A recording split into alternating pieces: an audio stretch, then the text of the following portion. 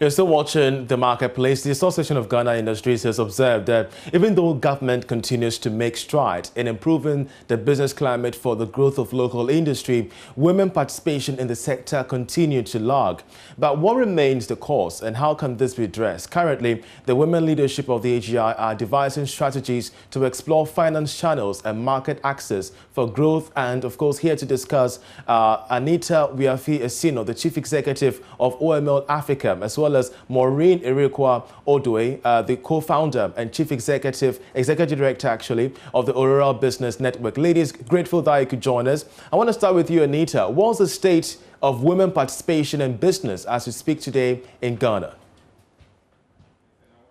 Well, it's not great. Throughout the COVID-19, the women businesses have been the most impacted because a lot of the industries that were affected were industries where a lot of women participate in terms of in business. So that's the first thing.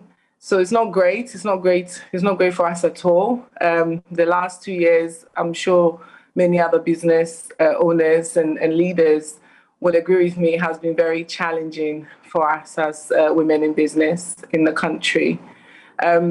To just speak to the point you made about strides have been made, but it doesn't seem to be, impacting in any way. Just wanted to add that, yes, that is absolutely so. And that's because there isn't really a focused strategy to actually address the needs of women in business in the country. And that's a big problem, considering the fact that we are quite a large number if you are looking at ratio in terms of businesses in the country. Yeah. But speaking of strategies, of course, the AGI Women Caucus, you're devising ways to explore finance channels and market access for growth. How can this be achieved, Anita? Well, this can be achieved, first of all, when we all come, all stakeholders come together to look at the specific issues that are affecting women from growth, from sustainability. At the moment, there are donors and funders who are doing various activities. I'm sure you cover quite a number of initiatives that are launched, by various stakeholders. But they're disjointed. That's the fact of the matter. They're disjointed, and we need to come together so that the opportunities and the resources that are available are distributed fairly and equally to women who are in business that are sustainable, that can create jobs. Great. Let me bring in Maureen, because you often engage with policymakers on matters regarding women participation. What particular framework, Maureen, should exist to ensure a balanced participation of women in industry? If you could kindly unmute so we could hear you, Maureen.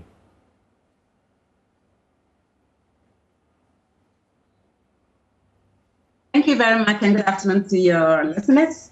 Thank you so much. As you rightly said, the various frameworks, but from AGI Women in Business and with AGI, we are looking at a special fund that should be set aside to address the issues of women when it comes to access to finance. And that's the kind of framework we'd like to engage stakeholders on during our second anniversary celebration under the theme Women-Led Businesses, Exploring Finance Channels and Market Access for Growth.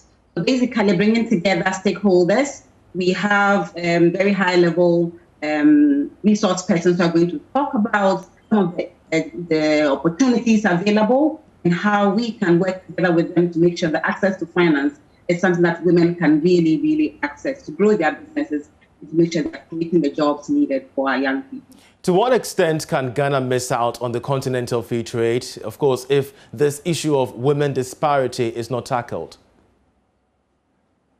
Well, we need to look at the fact that it's a big opportunity. The FCFTA is a great opportunity when it comes to access to markets, and that's why it's one of the pillars of the theme that we are going to be talking about tomorrow at our second anniversary. There are 3 areas: partnership, attractiveness of women businesses, and being investor ready. If our women businesses are not attractive to funders, to financiers, to private equity firms, to banks, they are going to miss out because they cannot scale. And since the marketplace is about scale and competitiveness, we have to be ready, and that brings in the investment readiness. As of now, there's no guide anywhere that seeks to suggest that women, if you are looking for how to be investor ready, this is a guide. You will have to do research and go across several organizations to get what they really want before you even start planning. So these three key areas are important, that women are investor ready. How do they become investor ready? They have to be given opportunity in terms of training, capacity building, preparation, advocacy, linkages. And that is what the AGI Women in Business stands for. We seek to bring a lot of women together.